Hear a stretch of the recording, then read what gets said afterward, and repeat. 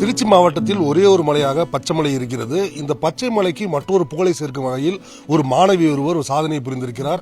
அதாவது திருச்சியில் உள்ள தேசிய தொழில்நுட்ப கழகம் எனக்கூடிய NITயின் 60 ஆண்டு கால வரலாற்றில் முதல் முறையாக இந்த ஊரை சேர்ந்த ஒரு பழங்குடியின பெண் அனுமதி பெற்றிருக்கிறார். அதாவது வேதி பொறியியலாளராக அங்கு படிக்க இருக்கிறார். இது குறித்து நம்மளோட பேசுவதற்காக அந்த பெண் ரோகிணி நம்ம அருகில் இருக்காரு. அவர்கிட்ட கேட்போம்.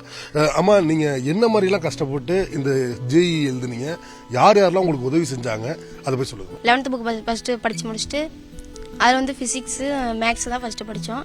12th அதான் படித்தேன். கெமிஸ்ட்ரி வந்து எனக்கு கொஞ்சம் கஷ்டம்தான். அதனால் வந்து ஃபிசிக்ஸ் மேக்ஸ் படித்து முடிச்சுட்டு நான் வந்து கெமிஸ்ட்ரி கடைசியாக படித்தேன்.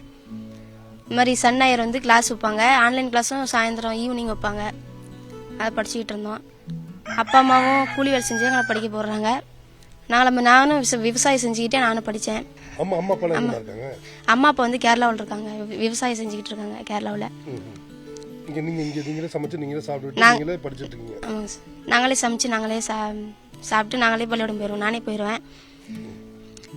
அங்கே படிக்கிறது இல்லாத வீட்லேயும் வந்து படிப்பேன்.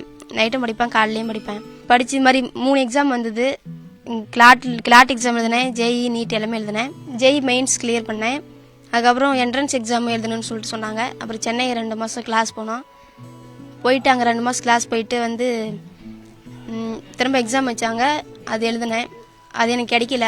திருச்சி NIT கிடச்சிருக்கு. JEEல வந்து 73.8% எடுத்துருக்கேன். எனக்கு வந்து கெமிக்கல் இன்ஜினியரிங் அந்த கோர்ஸ் கிடச்சிருக்கு. எப்படி ஃபீல் பண்ணுறீங்க? இந்த எக்ஸாம் வந்து எங்களுக்கு இந்த வருஷம் தெரியுமே, இந்த மாதிரி எக்ஸாம் இருக்குன்னு சொல்லிட்டு இந்த வருஷம் தெரியும். பாஸ் ஆகணும், இந்த இதில் பாஸ் ஆகணுன்னே கொஞ்சம் சந்தோஷமாக இருந்தது. இந்த எக்ஸாம் எழுதுறதுக்கு அப்பா அம்மாவும் அனுமதி கொடுத்தாங்க. போய் எழுதணும். எக்ஸாம் எழுத போகும்போதும் கொஞ்சம் கஷ்டமாக தான். பஸ் இல்லாத, ஆட்டோ பிடிச்ச அது மாதிரி போகணும். சாப்பிட முடியாத, ஆட்டோவில் போகும்போதே சாப்பிட்டுக்கிட்டு இது மாதிரி தான் போகணும். கொஞ்சம் கஷ்டமாக தான் இருந்தது. இது மாதிரி திருச்சி NIT கூட்டிகிட்டு போனாங்க. அந்த காலேஜ் பார்த்தோம், பிடிச்சிருந்தது. அதுக்கப்புறம் வந்து இந்த காலேஜில் போய் சேர்ந்துக்கலான்னு சொல்லிட்டு இந்த மாதிரி எக்ஸாம் இந்த மாதிரி சொன்னாங்க. இந்த மாதிரி படித்தோம். எல்லாமே கஷ்டப்பட்டு தான் இங்கெல்லாம் படித்தோம். டீச்சர்ஸும் நல்லா சொல்லி கொடுத்தாங்க. இந்த மாதிரி படிமா, மாதிரி படிமான்னு சொல்லிட்டு நல்லா உதவி செஞ்சாங்க எல்லாருமே. கரண்ட் வசதியும் எங்கள் இல்லை. இது மாதிரி ஸ்டடி இது மாதிரி நைட்டில் ஸ்டடி வச்சுருந்தாங்கன்னா இன்னும் நல்லா ப்ரிப்பேர் பண்ணி நல்லா படிச்சிருக்கலாம். இது மாதிரி பாத்ரூம் வசதி எதுவும் இல்லை. இது மாதிரி ஹாஸ்டலும் இல்லை. கரண்ட் வசதி இது மாதிரி எதுவும் இல்லை. டவரும் அதிகம் கிடைக்காது. கரண்ட் வந்து அடிக்கடி போயிடும்.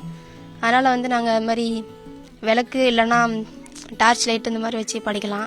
வேறு இந்த பிள்ளைங்களுக்குலாம் என்ன செய்யணும்னு ஆசைப்படுறீங்க? மற்ற இந்த பிள்ளைங்களாம் இங்கே படிக்கிறாங்களா, அவங்களுக்கு என்ன மாதிரி வசதி செஞ்சுக்கணும்னு ஆசைப்படுறீங்க? இது மாதிரி ஹாஸ்டல் வசதி, லைப்ரரி எல்லாம் இருக்கணும். இப்போ வந்து நான் படித்த மாதிரி அந்த பிள்ளைங்களும் இது மாதிரி படித்து இந்த மாதிரி காலேஜில் போய் சேர்ந்து நல்லா படித்து அது ஒரு வேலைக்கு போகணும். என்ன மாதிரி இப்போ இந்த NITயில் போயிட்டு கெமிஸ்ட்ரியில் மார்க் கம்மியாக எடுத்துருந்தேன். மேக்ஸு ரொம்ப பிடிக்கும் சார். அதனால் ஃபிசிக்ஸு கொஞ்சம் கொஞ்சம் அப்படியே போட்டுருவேன். கெமிஸ்ட்ரி வந்து எனக்கு வராது. ஆனால் அங்கே போனால் அந்த லேபு பிடிச்சிருந்தது. அதனால் கேட்டேன். உங்களோட எல்லா படிப்பு செலவு எல்லாத்தையும் அரசாங்கமே ஏற்றுக்குது. 4 வருஷத்துக்கும் அங்கே தமிழ்நாடு கவர்மெண்ட் எல்லா செலவும் ஏற்றுக்குது. இந்த தருணத்தில் யாருக்குமா நன்றி சொல்லணும்னு ஆசைப்படுறீங்க? அம்மா அப்பாவுக்கு, முதலமைச்சருக்கு, ஆசிரியருக்கு, தலைமை ஆசிரியருக்கு, திட்ட அலுவலர், இயக்குனர் எல்லாத்துக்குமே நன்றி சொல்லணும். NITயில் செலக்ட் ஆனது ரொம்ப சந்தோஷமாக இருக்குது. தலைமை ஆசிரியர் அவர்களுக்கும் மற்ற அவங்களுக்கு கிளாஸ் எடுத்த டீச்சர்ஸ் அவர்களுக்கும் ரொம்ப நன்றி தெரிவிச்சுக்கிறேன். இந்த கிராமத்தில் பார்த்தீங்கன்னா ஃபஸ்ட் இந்த பொண்ணு வீட்டுக்கு கரண்ட்டு கூட கிடையாது. இந்த பொண்ணை இவங்க அண்ணியெல்லாம் கல்யாணம் பண்ணுறதுக்கு முன்னாடி இது தனியாக சமைச்சு சாப்பிட்டுட்டு அப்படியே ஸ்கூலுக்கு போகுங்க. நல்லா படிக்கும், டேலண்ட் எல்லாம் நல்லா இருக்குது. இருந்தாலும் இன்னும் கொஞ்சம் வசதி இருந்தால் இன்னும் முன்னாடி வருங்க. நீட்லேயும் பாஸ் பண்ணுறேன்னு சொன்னிச்சு.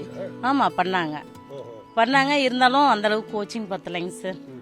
அதே போல் ஹாஸ்டலில் தங்கி படித்தா டீச்சர்ஸுங்க கூட இருந்து சொல்லி கொடுத்தா இன்னும் முடியாந்துருவாங்க. பார்த்தீங்கன்னா ஹாஸ்டல் வசதி கிடையாது, டாய்லெட் வசதியுமே கம்மியாக இருக்குது. தங்கி படித்தாங்க அப்படின்னாக்கா அந்த பிள்ளைங்க இன்னும் நல்லா வந்துருவாங்க. பக்கத்துலேயே இருந்து கோச்சிங் கொடுத்தா இருக்குங்க சார். பஸ் வசதி வந்து ஒரே பஸ் தான் வருங்க. 5 டைம் தான் வரும். டைமுக்கு வரும், டைமுக்கு போகுங்க. அவ்வளோதான். மற்றபடி இதே கிராமம் தாங்க. சுற்றுச்சூழல் நல்லாயிருக்கும். இருந்தாலும் வந்து பார்த்தீங்கன்னா இவங்களுக்கு நாலேஜ் இருக்காது. ஏன் நாலேஜ் இருக்காது அப்படின்னு பார்த்தீங்கன்னா எல்லாமே தமிழ். மெயினாக 10th முடியும் பார்த்தீங்கன்னா டீச்சர்ஸ் ரொம்ப கம்மி. +1 +2க்கு ஓரளவுக்கு வந்துட்டாங்க. 10th முடியும் பார்த்தீங்கன்னா ஒரு டீச்சர் 2 டீச்சர் தான் இருக்காங்க. டீச்சர்ஸே இல்லாமல் கொஞ்சம் ஸ்பெஷல் டீச்சர் போட்டாங்க. ஸ்பெஷல் டீச்சருமே இப்போ இல்லை. இப்போ அவங்கெல்லாம் வந்தாங்கன்னா இந்த பிள்ளைங்களும் கொஞ்சம் மேலே வருவாங்க சார். ஆமாம், அடுத்தடுத்து வர பிள்ளைங்களுக்கும் ஒரு வாய்ப்பு கிடைக்குங்க. பிள்ளைங்க நல்லா இருப்பாங்க. சரிங்கம்மா. இப்போ வேற என்ன மாதிரிலாம் வசதிலாம் தேவைமா அந்த படிக்கிற பிள்ளைங்களுக்கு? உங்களுக்கு இல்லைங்க சார், கம்ப்யூட்டர் இருக்கு, இருந்தாலும் நெட் வசதி அந்த அளவுக்கு இல்லைங்க. லைப்ரரி புக்ஸ் இருக்கு, ஆனா இந்த பிள்ளைங்க படிக்கிறாங்களா என்னன்னு தெரியாது. அப்ப ஹாஸ்டல் இருந்துச்சு அப்படின்னா 1 hour அதுல படிக்க வைக்கலாம். ஏன்னா ஸ்கூல் டைம் மட்டும் இருப்பாங்க. ஸ்கூல் முடிச்சோடனே 9 மணிக்கு வருவாங்க, கிளாஸ் நடத்துவாங்க, ஸ்கூல் படிக்க வைப்பாங்க, எல்லாம் பண்ணுவாங்க. பண்ணிட்டு பாத்தீங்கன்னா 4:30 ஸ்கூல் விட்டுருவாங்க. அவங்க வேலையை பார்த்துட்டு பிள்ளைங்க விளையாட ஆரம்பிச்சிருங்க. ஒரு கண்டிஷனா சொல்லி கொடுக்க ஆள் இல்ல. அவங்கள கோச்சிங் கொடுத்தாங்க அப்படின்னாக்கா இன்னும் பிள்ளைங்க நல்லா வருவாங்க சார். நீட் ஜேஇக்கெல்லாம் ஒரு மத்திய அரசுடைய எல்லா எக்ஸாமுக்கும் இங்க இருந்து அனுப்புறாங்க. வச்சா ரொம்ப நல்லா இருக்குங்க சார். கண்டிப்பா.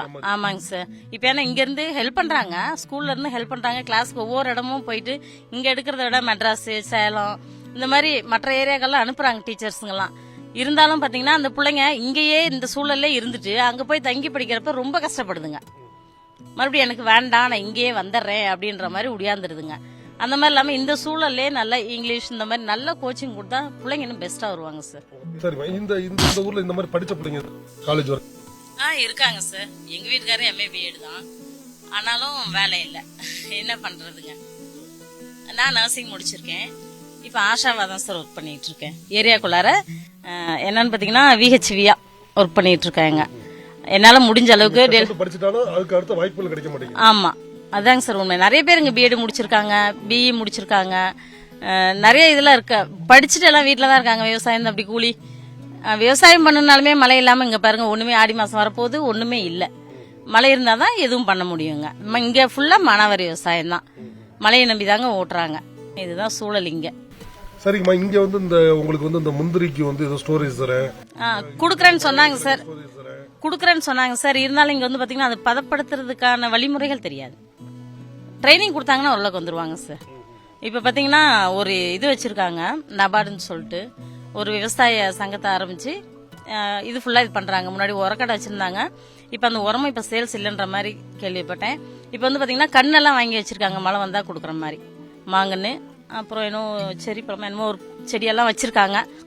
ஆனா எப்ப தராங்க என்னன்னு தெரியாதுங்க. மழை வந்தா கொடுக்கலாம் அப்படின்ற மாதிரி. மழை இல்லாம வச்சாலும் வேஸ்ட் தானேங்க சார். ஏன்னா மானாவாரி பயிர் தான் ஃபுல்லாவே. அப்படிங்கிறப்ப ரொம்ப சிரமம் தாங்க சார்.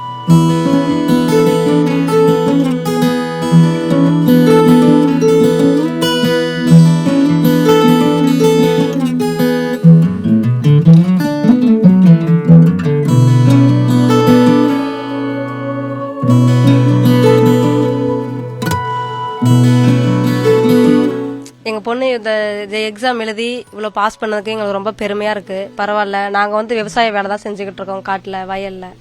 எங்கள் பொண்ணு இவ்வளோ பெரியலாம் வந்ததுக்கு நன்றி சொல்ல எங்கள் ஸ்கூலில் தலைமை ஆசிரியர், ஸ்டாஃபுங்க எல்லாருமே நான் நன்றி சொல்லணும்.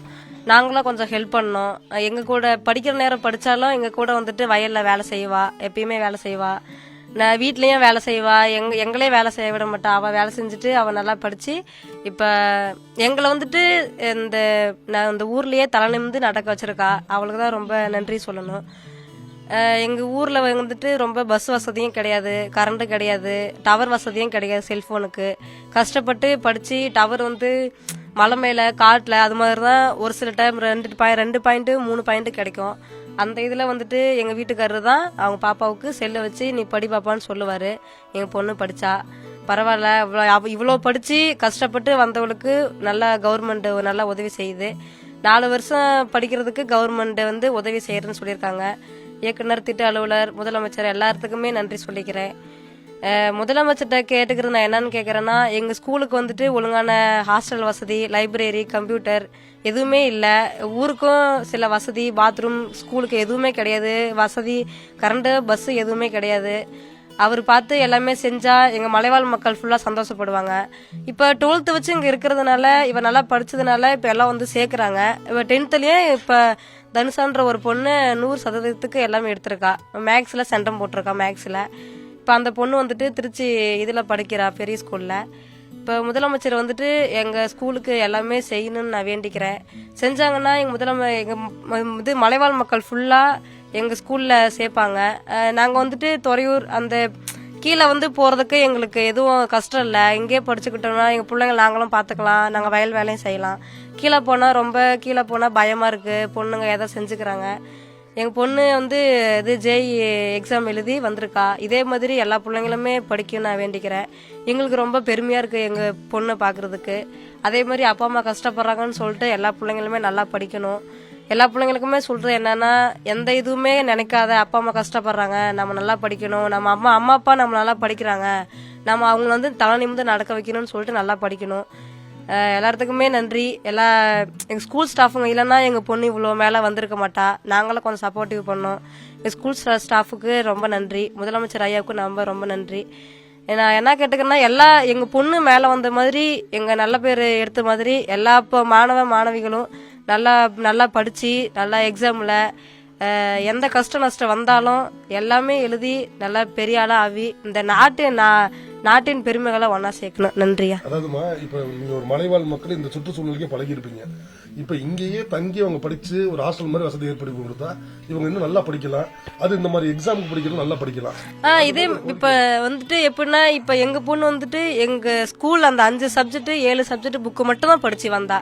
இன்னும் மத்த சப்ஜெக்ட் அந்த கீழே இருக்கிற துறை இருக்கிற அந்த வசதி இங்க வந்திருந்தா இன்னும் எங்க பொண்ணு மேலதான் வந்திருப்பா. அந்த வசதி அந்த லைப்ரரி நல்லா அங்க வந்துச்சுன்னா இங்க இருக்கிற பிள்ளைங்க மலைவாழ் மக்கள் எல்லா பிள்ளைங்களுமே நல்லா படிச்சு நல்லா மேலோங்கி தான் வரும். ஆனா அந்த வசதியை முதலமைச்சர் ஐயா எங்களை நிறைவேற்றிட்டா எங்க மலைவாழ் மக்கள் இன்னும் வயல் வேலையும் நல்லா பாத்துக்குவாங்க, பிள்ளைங்க நல்லா படிச்சு நல்லா மேல கொண்டு வருவாங்க. விவசாயம் சார்ந்தப்பட்ட பிரச்சனை என்னமா இருக்கு உங்களுக்கு? விவசாயம் சார்ந்துபட்டு எல்லாமே செய்யலாம். கடலை, உளுந்து, வெங்காயம், குச்சி, சோளம் எல்லாமே செய்யலாம். எல்லாமே வேணும். முதலமைச்சர் ஐயா செஞ்சாங்கன்னா நல்லா இருக்கும், உதவியா இருக்கும். நன்றி.